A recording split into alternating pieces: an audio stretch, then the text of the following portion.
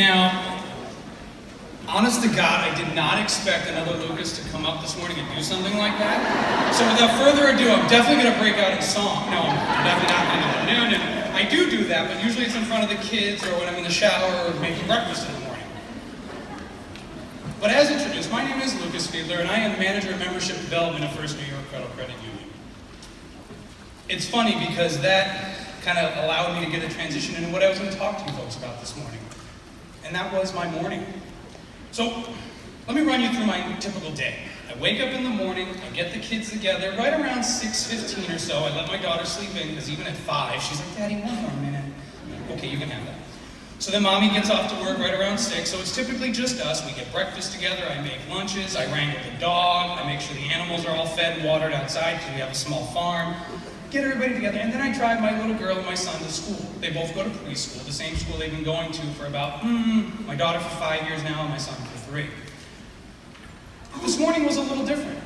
Why? Well, because I had to leave my house at 6:15 to come see all you folks and make sure I had everything set up out there. So my wife was able to take the kids into school.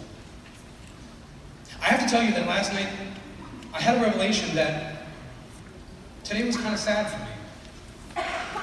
It was sad for me because I didn't get to bring the kids into school.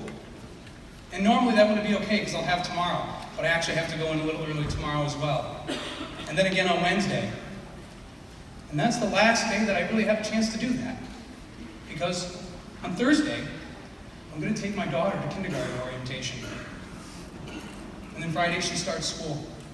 And instead of getting in the car and buckling her in, and chasing my son around trying to make sure he doesn't get his shoes all soaking wet, I get to put her on the bus. That's a change we're having in our household.